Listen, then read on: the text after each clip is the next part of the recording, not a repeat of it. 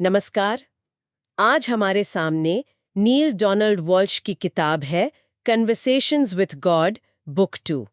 इसके कुछ बहुत दिलचस्प हिस्से हैं जो संवाद की शक्ल में हैं, और ये वक्त, जगह और हम खुद क्या हैं, इन बड़ी थोड़ी उलझी हुई बातों पर ना एक बिल्कुल अलग नजरिया देते हैं। तो चलिए आज कोशिश करते हैं इन विचारों की तह तक जाने की। हमारा मकसद है इन जटिल ख्यालों को समझना, और खासकर वो दावा कि समय जैसी कोई चीज है ही नहीं। ये सुनने में बड़ा अजीब लगता है ना, मतलब कैसे हो सकता है कि वक्त हो ही ना। बिल्कुल, ये तो मतलब चौंकाने वाली बात लगती है पहली बार में। हाँ। इस किताब का जो मुख्य तर्क है वो ये है कि वक्त कोई बहती हुई नदी नहीं है, अच्छा, तो फिर? बल्कि सोचिए, एक ठहरा हुआ मैदान है, एक फील्ड। और हम यानी इंसान और बाकी चीजें वो इस मैदान में घूम रहे हैं, गति कर रहे हैं। और सारी घटनाएं, मतलब जो हो चुकी, जो अभी हो रही हैं और जो होने वाली हैं, वो सब एक ही साथ एक ही पल में वहां मौजूद हैं। सब कुछ एक साथ। हाँ, यहां तक कहा गया है कि ये किताब ये लिखे जाने से पहले ही लिखी जा चुकी थी, हैं? कैसे? क्योंकि वो जानकारी उसी अनंत अब से आ रही है जहां सब कुछ पहले से ही मौजूद है। वाह।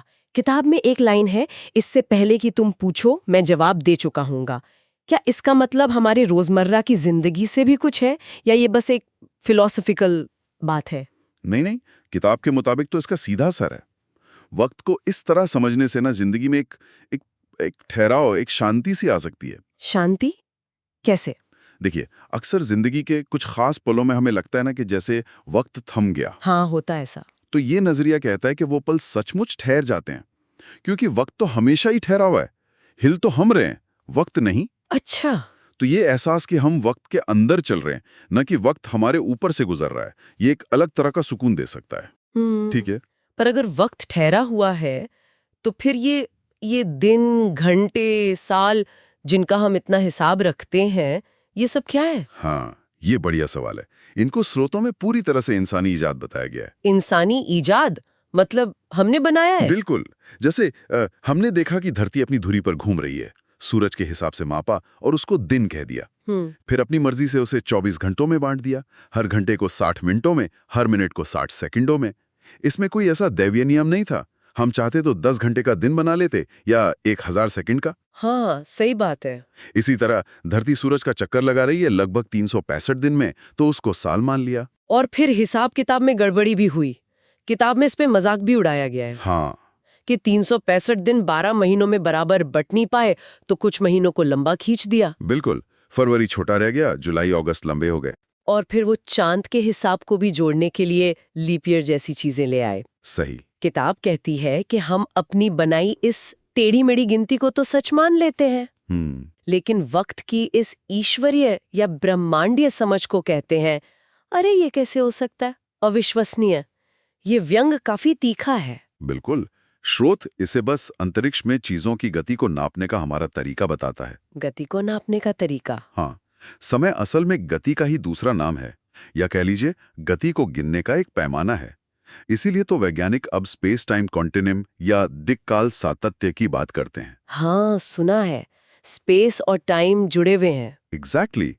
आइंस्टीन ने भी यही महसूस किया था कि समय कोई अलग बहने वाली चीज नहीं है, वो चीजों के बीच की दूरी और उनकी आपसी गति पर निर्भर करता है। अच्छा, कैसे? जैसे मान लीजिए ब्रह्मांड फैल रहा है, एक्सपैंड हो रहा है, तो धरती को सूरज का चक्कर लगाने में आज अरबों साल पहले के मुकाबले ज्यादा वक्त लगता है। क्यों? क्योंकि उसे ज्यादा जगह यानी स्पेस तय करनी पड़ती है। ज्यादा स्पेस पार करना मतलब हमारे हिसाब से ज्यादा टाइम लगना। ओ, तो स्पेस और टाइम ऐसे जुड़े हैं। हाँ, ज्यादा स्पेस मतलब ज्यादा टाइम। और शायद इसीलिए किताब में वो अंतरिक्ष यान वाला उदाहरण दिया गया है। हाँ हाँ, बिल्कुल। कि अगर कोई बहुत तेज रफ्तार से अंतरिक्ष में जाकर लौटे, तो शायद वो खुद को उड़ान भरते हुए देख ले। हाँ, ये समझाने के लिए कि समय एक मैदान जैसा है जिसमें हम यात्रा करते हैं, कोई नदी नहीं है जो बह रही हो। आइंस्टीन के सापेक्षता सिद्धांत ने इसको गणितीय रूप से समझाया भी। किताब ये भी कहती है कि मान लीजिए आप बहुत लंबी अंतरिक्ष यात्रा पर गए, तो हो सकता है आपकी उम्र सिर्फ 10 साल बढ़े। और पृथ्वी पर 30 साल गुजर चुके हों। 30 साल? हाँ, और अगर रफ्तार और भी तेज हो, या अंतरिक्ष के ताने बाने में कोई मोड़ मिल जाए। मोड़? मतलब जैसे वो वर्म होल वगैरह? हाँ, कुछ वैसा ही जिसे आइंस्टीन ने वर्म होल कहा था। तो किताब कहती है शायद आप धरती पर अपने निकलने के वक्त से पहले ही वापस पहुंच जाएं। क्या? निकलने से पहले? हाँ। ये तो दिमाग घुमा देने वाली बात है। तो और ये सिर्फ चीजों पर लागू नहीं होता, मतलब जैसे रॉकेट पर। किताब कहती है कि हमारे विचार या आत्मा भी, सही पकड़ा, वो भी अविश्वसनीय रफ्तार से यात्रा कर सकते हैं। बिल्कुल। स्रोत के मुताबिक यही वजह है सपनों की, या वो जो शरीर से बाहर होने के अनुभव होते हैं ना, आउट ऑफ बॉडी एक्सपीरियंस। अच्छा। और वो भी डेजा वू, जब लगता है कि अरे मैं यहाँ पहले भी आ चुका हूँ, या ये मेरे साथ पहले भी हो चुका है। हाँ हाँ, होता है कभी कभी। तो स्रोत कहता है शायद आप सच में वहां या उस पल में पहले जा चुके हैं। आपकी चेतना उस स्थान समय बिंदु पर पहले ही पहुंच चुकी है। कमाल है। लेकिन यहीं पे वो सबसे बड़ा सवाल खड़ा होता है, जो किताब में भी पूछा गया है। अगर सब कुछ पहले से ही मौजूद है, एक साथ हो रहा है, तो फिर हमारी आजादी कहाँ है? हमारी फ्री विल? हाँ, ये बहुत बड़ा सवाल है। क्या हमारे पास चुनने का कोई हक नहीं? क्या सब कुछ पहले से तय है, मतलब प्रीडेस्टाइन्ड? ये सोच तो बड़ी निराशाजनक सी लगती है। नहीं, किताब इस बात का जोरदार खंडन करती है। कहती है ऐसा बिल्कुल मत मानो। अच्छा। हम हमेशा, हर पल पूरी तरह से आजाद हैं। हमारे पास चुनने की पूरी शक्ति है। लेकिन कैसे, अगर सब कुछ पहले से मौजूद है? किताब कहती है कि अगर हमें भविष्य की कोई झलक मिलती भी है, मान लीजिए, तो वो हमारी आजादी को कम नहीं करती, बल्कि बढ़ाती है। उसे हमारी मदद करनी चाहिए, हमें सीमित नहीं करना चाहिए। मदद? पर कैसे? अगर कोई घटना उस ठहरे हुए मैदान में पहले से मौजूद है, तो उसे हम बदल कैसे सकते हैं? ये बात समझ नहीं आ रही। देखिए, किताब इसे ऐसे समझाती है, वो घटना अभी आपके साथ नहीं हुई है। आप स्पेस टाइम के मैदान में अभी उस जगह पर हैं जहां आपको उसकी चेतन जानकारी नहीं है। आपने एक तरह से अपना भविष्य याद नहीं किया है। भविष्य याद नहीं किया है? हाँ, ये भूलना, ये अज्ञानता ही तो समय का रहस्य है। यही जिंदगी के इस खेल को मुमकिन बनाता है।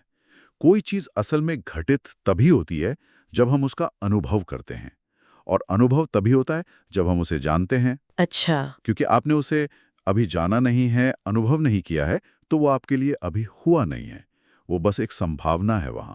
ओह, तो अगर हमें भविष्य की कोई ऐसी झलक मिल जाए, कोई एहसास हो जो हमें पसंद नहीं, तो उससे हट जाएं। सिंपल। दोबारा चुनें, अपना रास्ता बदल लें, ताकि वो नतीजा ना आए। ऐसा कर सकते? बिल्कुल। समझाया गया है कि हमारी आत्मा, जो कि भौतिक नहीं है, वो स्पेस टाइम में कहीं और तेजी से जाकर वहां की ऊर्जा या तस्वीर या एहसास वापस ला सकती है। अगर वो आपको पसंद नहीं तो उससे दूर हो जाएं, रास्ता बदल लें। उसी पल आप अपना अनुभव बदल देते हैं। और जब आप ऐसा करते हैं तो कहा गया है कि आप में से हर कोई राहत की सांस लेता है। 1 मिनट, आप में से हर कोई? इसका क्या मतलब हुआ? क्या हम एक से ज्यादा हैं? हाँ, ये थोड़ा और गहरा जाता है। क्या हम एक ही वक्त में कई जगहों पर मौजूद हैं? ये तो और भी उलझा हुआ लग रहा है। इस नजरिए से देखें तो हाँ, आत्मा हमेशा थी, हमेशा है और हमेशा रहेगी। आप हर जगह और हर समय मौजूद हैं। एक आप भविष्य में हैं और एक आप अतीत में। लेकिन ये शब्द अतीत, भविष्य, ये हमारी सीमित लीनियर समझ के लिए हैं। असल में सब कुछ अभी ही है। तो क्या मेरे कई रूप हैं? मैं कौन हूं फिर? कहा गया है कि आप सिर्फ एक हैं, लेकिन आप जितना सोचते हैं उससे कहीं कहीं ज्यादा विशाल हैं। ज्यादा विशाल? हाँ, जब अभी वाला आप अपने भविष्य के बारे में कुछ बदलता है जो उसे पसंद नहीं, तो भविष्य वाले आपका अनुभव बदल जाता है। वो उस अनुभव को खोता नहीं है, लेकिन वो राहत महसूस करता है कि अभी वाले आपको उससे नहीं गुजरना पड़ा। अच्छा, और जो अतीत वाला मैं है, क्या उसे फिर भी वो बुरा अनुभव झेलना पड़ेगा? जरूरी नहीं। किताब कहती है कि जब आप अपने आगे वाले स्वयं के अनुभव को बदलते हैं, तो हो सकता है आपके पीछे वाला स्व उस अनुभव तक पहुंचे ही नहीं। कमाल है। और इसी तरह आपके भविष्य वाले स्वयं को भी उसके अपने भविष्य वाले स्वयं से मदद मिली होगी, जिसने आपको ये झलक दी थी। ये एक जटिल जाल जैसा है। हाँ? जिसमें आत्मा लगातार सीख रही है, विकसित हो रही है। क्या आप इस जुड़ाव को, इस इंटरकनेक्शन को महसूस कर पा रहे हैं? ये पेचीदा तो है, लेकिन इसमें एक अजीब सी कशिश भी है। पर एक और सवाल आ रहा है मन में। पूछिए। पिछले जन्मों का क्या, पास्ट लाइव्स? अगर मैं हमेशा मैं ही रहा हूँ, अतीत और भविष्य में मौजूद, तो मैं पिछले जन्म में कोई और कैसे हो सकता हूँ? हाँ, ये सवाल भी उठता है। यहाँ पर कहा गया है कि आप एक दिव्य प्राणी हैं, एक डिवाइन बीइंग, और आप में एक ही समय में एक से ज्यादा अनुभव करने की क्षमता है। एक ही समय में एक से ज्यादा अनुभव। हाँ, आप खुद को जितने चाहें उतने अलग स्व या सेल्व्स में बांट सकते हैं। जैसे अभी हमने देखा कि आप इसी जीवन की अलग अलग भविष्य की संभावनाओं को एक साथ जी रहे हैं, वैसे ही आप अलग अलग समयों और स्थानों पर अलग अलग जीवन भी जी सकते हैं, और ये सब एक साथ हो रहा है। सब एक साथ, मतलब मैं अभी यहाँ बात करते हुए। हाँ, आप अभी यहाँ आप होते हुए भी दूसरे समयों और स्थानों पर दूसरे जीवन जी रहे हैं और जी चुके हैं। वो सब अभी घटित हो रहा है। बाप रे, ये तो समझना बहुत ही मुश्किल है। है। हमारी रोज की सोच से बहुत अलग है ये। तो फिर जिंदगी का मकसद क्या है इस नजरिए से, अगर सब कुछ इतना बिखरा हुआ और एक साथ चल रहा है? मकसद, इसके अनुसार हम जीवन का इस्तेमाल, बल्कि कई जीवनों का जो सब अभी हो रहे हैं, ये होने और तय करने के लिए कर रहे हैं कि हम असल में कौन हैं। खुद को जानना और बनना। हम खुद को चुन रहे हैं, बना रहे हैं। Self creation. हम अपने बारे में जो सबसे ऊंची सोच रखते हैं, जो ग्रैंडेस्ट विजन है हमारा, उसे अनुभव कर रहे हैं, उसे जी रहे हैं। हम आत्म अभिव्यक्ति मतलब सेल्फ एक्सप्रेशन के जरिए आत्मनिर्माण यानी सेल्फ क्रिएशन और आत्मपूर्ति यानी सेल्फ फुलफिलमेंट के कभी ना खत्म होने वाले पल में हैं, एक शाश्वत क्षण में। हाँ, और जिंदगी में आने वाले लोग, घटनाएं, हालात, ये सब औजार हैं, टूल्स हैं। औजार? किस लिए? जिनसे हम खुद के सबसे भव्य रूप, ग्रैंडेस्ट वर्जन को गढ़ते हैं, जो हमारी सबसे ऊंची कल्पना, ग्रैंडेस्ट विजन पर आधारित है। और ये खुद को बनाने और फिर से बनाने का सिलसिला, ये कई स्तरों पर एक साथ हो रहा है और कभी रुकता नहीं। हाँ, बिल्कुल।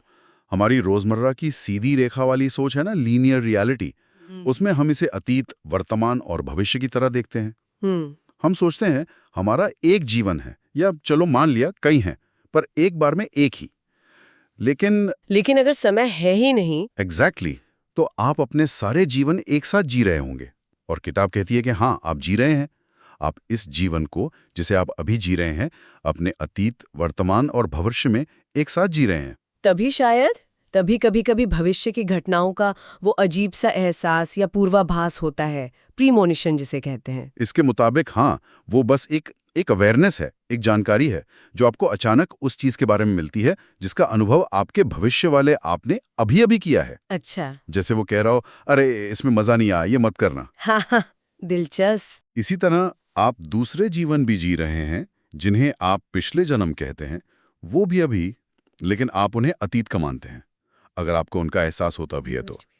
और ये ठीक भी है। किताब कहती है कि अगर हमें हर चीज का पूरा एहसास हो जाए, हर जीवन का, हर पल का, तो जिंदगी का ये खेल ही खत्म हो जाएगा। हाँ, ये कहा गया है कि ये पूरी प्रक्रिया, जिसमें हमारी इस स्तर की सीमित जागरूकता भी शामिल है, ये बिल्कुल वैसी ही है जैसी होनी चाहिए, परफेक्ट है। इसलिए इसे स्वीकार करना चाहिए। इसे बनाने वाले का सबसे बड़ा तोहफा समझना चाहिए। इसे शांति, ज्ञान और खुशी के साथ अपनाना चाहिए, और इसे एक साधन की तरह इस्तेमाल करना चाहिए। किस लिए? जिससे हम अपने दिव्य स्व, अपनी डिवाइन सेल्फ की पूर्ति का सबसे शानदार अनुभव रच सकें। ठीक है, तो ये सब सुनने में बहुत गहरा है, बहुत दिलचस्प है, लेकिन इसका व्यावहारिक इस्तेमाल क्या है? हम अपनी रोज की जिंदगी में इस समझ को कैसे उतारें?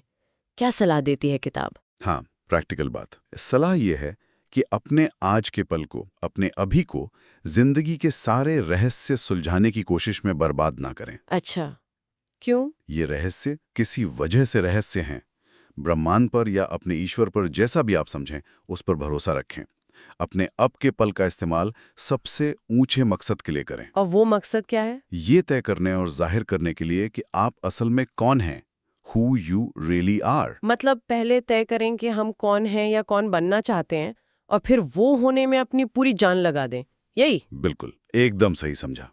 समय के बारे में जो बातें कही गई हैं, उन्हें अपनी सीमित समझ के दायरे में एक ढांचे की तरह देखें, एक फ्रेमवर्क जिस पर आप अपने सबसे बेहतरीन ख्याल को, अपने ग्रैंडेस्ट विजन को खड़ा कर सकें।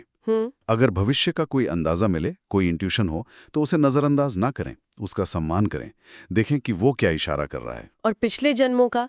हाँ, अगर पिछले जीवन का कोई ख्याल या एहसास आए, तो देखें कि क्या उसका आज कोई मतलब है, कोई सबक छिपा है उसमें। उसे बेकार ना समझें।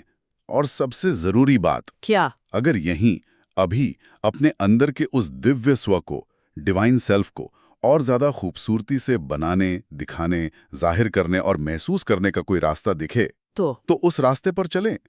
कहा गया है कि ऐसा रास्ता जरूर दिखेगा क्योंकि आपने पूछा है। हाँ, इस जानकारी को पढ़ना या जैसे हम अभी इस पर बात कर रहे हैं, ये भी पूछने का ही एक तरीका है। ये दिखाता है कि मन, दिल और आत्मा जानने के लिए तैयार हैं। ये बात सोचने वाली है। और आखिर में वो एक सूत्र जो सब कुछ जोड़ता है। किताब कहती है हम में से केवल एक है। There is only one of us. क्या इसका मतलब ये है कि सारी जटिलता, ये इतने सारे स्व, इतने सारे जीवन, ये सब आखिरकार एक ही चेतना के अलग अलग पहलू हैं, एक ही बीइंग के? हाँ, किताब अंत में यही कहती है कि जो लोग इसे पढ़ रहे हैं वो भी इसे रच रहे हैं, वरना वो इसका अनुभव कैसे करते। हर कोई हर उस चीज को बना रहा है जिसका अनुभव किया जा रहा है। हर कोई? हाँ, ये कहने का एक और तरीका है कि ईश्वर सब कुछ बना रहा है क्योंकि ईश्वर ही सब कोई है। ऑल दैट इज, क्या आपको यहाँ ये जुड़ाव दिख रहा है? क्या आप इस पूरी तस्वीर को देख पा रहे हैं? हाँ, कोशिश कर रही हूँ। ये सब एक ही सच्चाई में सिमट जाता है। हम में से सिर्फ एक हैं। तो आज हमने कॉन्वर्सेशंस विद गॉड के इस हिस्से से समय के अनोखे स्वभाव को समझा।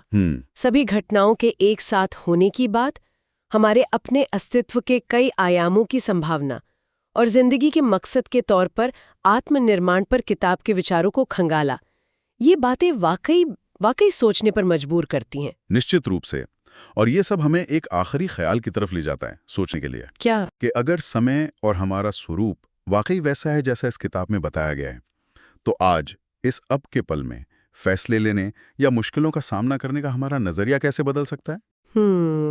ये एक बड़ा सवाल है। और इस समझ के साथ हमारे स्व का कौन सा पहलू आज सबसे ज्यादा उभर कर सामने आना चाहता है, जिसे हम अभिव्यक्त करना चाहें? ये कुछ ऐसे सवाल हैं जिन पर शायद अकेले में विचार किया जा सकता है। बिल्कुल। इन विचारों ने समझने और सोचने के लिए काफी कुछ दिया है। इस गहरी बातचीत के लिए स्रोत सामग्री का शुक्रिया। अगली बार तक सोचते रहिए।